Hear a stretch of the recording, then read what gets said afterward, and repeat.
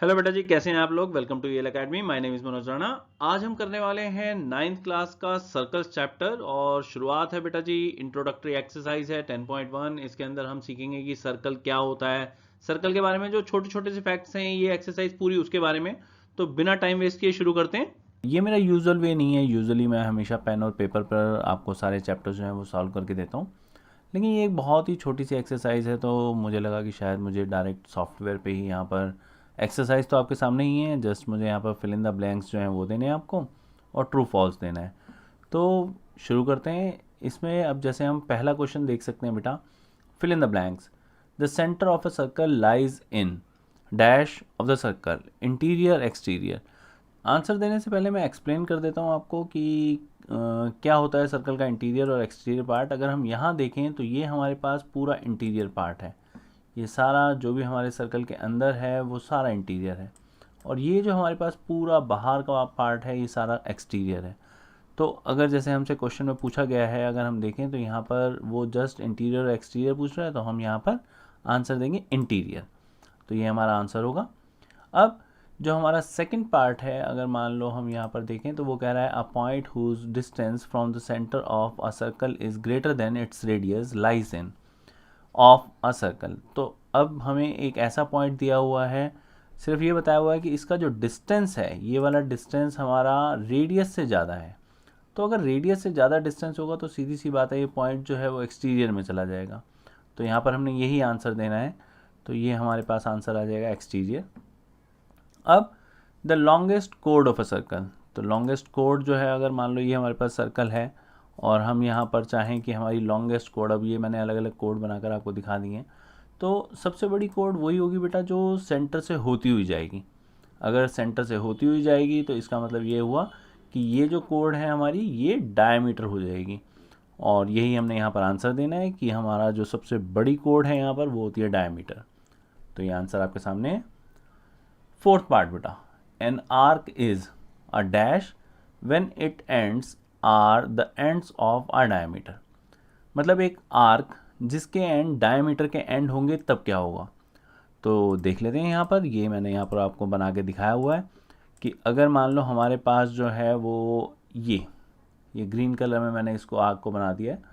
तो अगर ये डायमीटर के एंड और आर्क के एंड सेम हो, तो अब ये ग्रीन कलर की जो आर्क है ये क्या होगा, ये सेमी सर्कल होगा बेटा। ये जो मेरा पॉइंटर था वो उस वक्त डायमीटर के ऊपर था। फिफ्थ क्वेश्चन जो है ये है segment of a circle is the region between an arc and dash of the circle. तो इससे पहले पहले वाला जो है वो आंसर मैं यहाँ पर फिल कर देता हूँ, सेमी सर्कल। अब जो है फिफ्थ वाले की बात करते हैं। तो सेगमेंट होता क्या है, तो सेगमेंट मैं आपको यहाँ पर बनाकर दिखा देता हूँ। ये हमारे पास अगर हम देखें तो ये सेगमेंट होता है। तो अगर मान लो हमारे पास ये सेगमेंट है, तो एक तो ये आर्क है जो ये नीचे से ये गोल हमारे पास आ रही है, और ये क्या है, ऑब्वियस है ये एक कोड है। तो अगर हमसे कोई कहे कि सेगमेंट जो है वो किसके बीच में होता है, तो हमारा आंसर होगा एक कोड और एक आर्क। तो अब ज़रा देखते हैं कि हमने आंसर जो है वहाँ पर क्या देना है। Segment of a circle is the region between an arc and, यहाँ पर आएगा हमारे पास कोड। तो ये रहा हमारा आंसर। नेक्स्ट जो है वो हमारा सिक्स पार्ट है। इसमें a circle divides the plane on which it lies in dash parts. ये जो है कई बारी एक कंफ्यूजिंग वो हो जाता है हमारे लिए। क्यों हो जाता है ये कंफ्यूजिंग, क्योंकि बच्चे एक इंटीरियर जो है वो पढ़ चुके होते हैं और एक एक्सटीरियर पढ़ चुके होते हैं, तो दो चीज़ें तो समझ में आती हैं, ये इंटीरियर और ये एक्सटीरियर। लेकिन अगर मैं कहूँ कि ये कौन सी जगह है जहाँ पर ये पूरी लाइन जा रही है, तो ये होती है ऑन द सर्कल। तो सीधी सी बात है, अगर मान लो हमारे पास कोई एक पॉइंट होगा और वो पॉइंट अगर इसके ऊपर लाई करेगा तो हम कहेंगे ऑन द सर्कल है।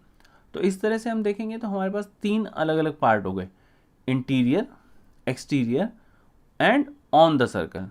तो हमारा जो आंसर है वो भी यही रहेगा। ये आप देख ही सकते हैं, मैंने यहाँ पर 3 जो है वो आपको दे दिया है। तो इसी के साथ हमारा फर्स्ट क्वेश्चन जो है वो कंप्लीट होता है। सेकंड क्वेश्चन की तरफ बढ़ते हैं बेटा। अब सेकंड क्वेश्चन में है राइट ट्रू और false, give reasons for your answer. ठीक है। अब यहाँ पर जो हमारे पास फर्स्ट पार्ट है, line segment joining the centre to any point on the circle is a radius. तो ये बहुत ही ऑब्वियस सा है, मैं आपको पहले लेकिन दिखा देता हूँ। ये तो ये रेडियस है। अब अगर मान लो हम ये रेडियस की बात करें तो रेडियस होता क्या है? रेडियस का एक एंड होता है जो इस सर्कल के किसी भी पॉइंट को रिप्रेजेंट करेगा और एक एंड सेंटर पे। तो इसका मतलब सेंटर को हम किसी भी पॉइंट से ज्वाइन करेंगे तो हमें वहाँ पर रेडियस मिलेगी, और हमसे जो पूछा गया है वो भी यही है। अगर आप देखेंगे तो हमारे से यही चीज़ यहाँ पर पूछी गई है। तो अगर ये पूछी गई है तो हम यहाँ पर इसे बोलेंगे यस कि ये यही है। अब इसके बाद हमारे पास सेकंड जो है वो, और इसमें अगर give reason for your answer बोला गया तो ये रेडियस की डेफिनेशन ही होती है। अब अगर आपको रीज़न लिखना है तो रीज़न में आप ये लिखेंगे, we know that radius is a line segment joining the centre of a circle to any point on the circle. तो जो यही है उसी लैंग्वेज को थोड़ा सा अगर हम ट्विस्ट कर देते हैं तो हमारे पास रेडियस की डेफिनेशन आ जाती है। Second point, a circle has only finite number of equal codes. अब अगर इक्वल कोड बनाने की बात करें तो इसको भी मैंने यहाँ पर बनाकर दिखाया हुआ है आपको कि अगर मान लो हम कहें इक्वल कोड बनानी है हमने, तो ये मैंने एक डिज़ाइन सा पूरा बना दिया है। और ये जो डिज़ाइन मैंने बनाया है अगर आप ये देखेंगे काफ़ी क्लोजली, मैं आपको थोड़ा सा इसको मैग्नीफाई करके दिखा देता हूँ कि ये डिज़ाइन है क्या। तो ये जो डिज़ाइन है ये सिंपल, ये देखिए ये हमारे पास कोड है, ये हमारे पास कोई सी भी अगर मैं क्लिक करूँगा तो वो एक कोड है, और ये सारी कोड्स जो हैं बेटा ये इक्वल लेंथ की हैं। ये, या मैं इसको क्लिक करूँ, ये सारी की सारी मैंने इक्वल लेंथ की कोड लेके और वहाँ पर ये वाला पूरा एक डायग्राम सा बना दिया है। तो ये जो इतना अच्छा हमारे पास डिज़ाइन बना है इसके अंदर पता नहीं कितनी ही कोड जो है मैंने यूज़ की हैं, जस्ट ये दिखाने के लिए कि जो हमारे पास इक्वल कोड्स होती हैं उनका अगर हमसे कोई नंबर पूछे तो वो इनफाइनाइट हो सकता है। अब जैसे मैंने यहाँ से ये अगर आप देखेंगे तो ये जैसे जैसे मेरा कर्सर जा रहा है वैसे वैसे आपको पूरी की पूरी वहाँ पर कोड दिखती चली जाएंगी। तो ऐसी ऐसी इनफाइनाइट कोड्स हम वहाँ पर बना सकते हैं। तो इसी के साथ हमारा आंसर जो है वो हमारे को मिल जाएगा यहाँ पर कि यहाँ पर जो इसने कहा है ओनली फाइनाइट, तो फाइनाइट नहीं होती, तो इसका मतलब ये गलत है। थर्ड क्वेश्चन बेटा, मतलब सेकंड का third part, if a circle is divided into 3 equal arcs each is a major arc. अब अगर मान लो एक सर्कल को हम डिवाइड कर दें 3 पार्ट्स के अंदर, जैसा कि मैं आपको यहाँ पर अब दिखा देता हूँ। अब यहाँ पर अगर हम देखें तो ये हमारे पास 3 मैंने पार्ट के अंदर इसको डिवाइड कर दिया है। अब अगर ये 3 पार्ट्स को अगर हम देखते हैं यहाँ पर, तो ये 3 पार्ट्स जो हैं हमारे पास, ये ग्रीन, ये येलो और ये रेड, ये तीनों के तीनों इक्वल आर्क्स जो हैं वो तो हैं, लेकिन ये मेजर आर्क नहीं है। क्यों? क्योंकि मैंने यहाँ पर एक एंगल जो है जो भी वो सेंटर पर सबटेंड कर रहा है वो मैंने आपको बनाकर दिखाया है। अब अगर मान लो यहाँ पर देखें तो 3 एंगल बनेंगे बिल्कुल ऐसे ऐसे। टोटल एंगल जो होता है बेटा वो होता है 360 डिग्री का। If we divide that angle by 3 we get 120 degrees. तो इसका मतलब ये हुआ कि हमारा एक एंगल 120 डिग्री का होगा, और मेजर आर्क जो होती है उसका एंगल ग्रेटर देन 180 डिग्री होता है। तो 120 डिग्री जो है obviously it is not greater than 180 degree, तो 180 डिग्री से ज़्यादा नहीं है। तो इसका मतलब ये हुआ कि हमेशा ये जो आर्क होगी ये माइनर आर्क होगी। तो क्लियर है, अगर मान लो हम एक सर्कल को कभी भी 3 अलग अलग आर्क्स के अंदर डिवाइड करते हैं तो हर एक आर्क जो है वो माइनर आर्क होती है।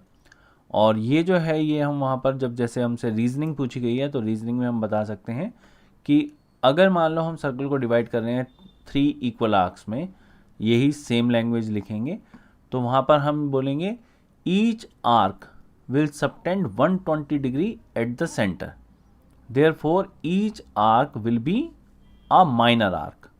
तो ये एक्सप्लेनेशन हो जाएगी हमारी। जो भी मैं बोल रहा हूँ उसको आप वहाँ पर वीडियो को दोबारा से रिपीट करके वहाँ पर लिख सकते हैं अगर आप एक बार में ना समझ पाए तो।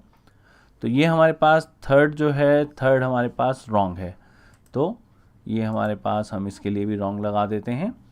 उसके बाद नेक्स्ट जो है फोर्थ, अ कोड of a circle which is twice as long as its radius is a diameter of the circle. मतलब ये कि हमारे पास एक कोई भी कोड हमने वहाँ पर ली हुई है, और वो जो कोड हमने ली है जैसा कि मैंने यहाँ पर दिखाया है ये रेडियस से डबल है। तो रेडियस से डबल है तो सिर्फ एक ही हमारे पास ऐसी कोड होती है और वो होती है डायमीटर। एक ही होती है का मतलब ये नहीं है कि डायमीटर एक ही ढंग से बन सकता है, उसको मैं किसी भी एंगल में बना सकता हूँ, लेकिन हाँ होगी वो हमेशा डायमीटर ही। अगर वो रेडियस से डबल है तो वो सेंटर से जाएगी, और सेंटर से जाने वाली कोड हमेशा डायमीटर होती है। तो ये हमारे पास आंसर हो गया। यहाँ पर हमारे पास ये राइट है, तो हम यहाँ पर एक राइट लगा देंगे। अब हम बात करते हैं फिफ्थ पार्ट की। इसमें ये कह रहा है sector is the region between the code and it's corresponding arc. तो देखते हैं ज़रा। अब अगर हम यहाँ पर देखें तो हमारे पास ये एक सेक्टर है। तो ये सेक्टर जो है ये बना कैसे है, यहाँ पर अगर हम देखेंगे तो ये और ये हमारे पास तीन यहाँ पर एंट्रैपिंग, एक तो कर्व है और दो हमारे पास लाइन सेगमेंट है। लेकिन ये जो दो लाइन सेगमेंट्स हैं ये सेंटर से एक जो पॉइंट है हमारा सर्कल का वहाँ पर आ रहे हैं। तो ये जो है ये तो रेडियस हो गई, ये भी रेडियस हो गई, ये कोड नहीं हुई। तो इसका मतलब जो सेक्टर होता है वो दो रेडियस, और जो भी वो दो रेडियस वहाँ पर एक आर्क दे रही होती हैं उनसे मिलकर बना होता है। तो यहाँ पर अगर हम लैंग्वेज देखें, यहाँ पर ये कह रहा है sector is the region between the code and it's corresponding arc. तो वो तो सेगमेंट हो जाएगा, वो सेक्टर नहीं होगा। तो इसका मतलब ये जो है इसके लिए भी एक रॉन्ग दे देते हैं। और रीज़न हम यही देंगे कि सेक्टर क्या होता है, sector is the region between an arc and the corresponding radii, या फिर between two radii and the corresponding arc. तो अब चलते हैं बेटा जी हमारे लास्ट पार्ट की तरफ, यानी sixth part of the second question. A circle is a plane figure. अब लास्ट में अगर आप देखेंगे तो ये हमारा सबसे मुश्किल क्वेश्चन है। इतनी देर हम ये सर्कल के बारे में सब कुछ बातें करते आए हैं। अब अगर हम देखें तो ये इतना मुश्किल क्वेश्चन क्यों पूछा है इसने। ये कह रहा है कि ये प्लेन फिगर है। प्लेन फिगर का मतलब है कि क्या हम इसको पेपर में बना सकते हैं। अगर हम इसको पेपर में बना सकते हैं तो ये प्लेन फिगर है, और अगर नहीं बना सकते तो ये प्लेन फिगर नहीं है। इतना सिंपल है।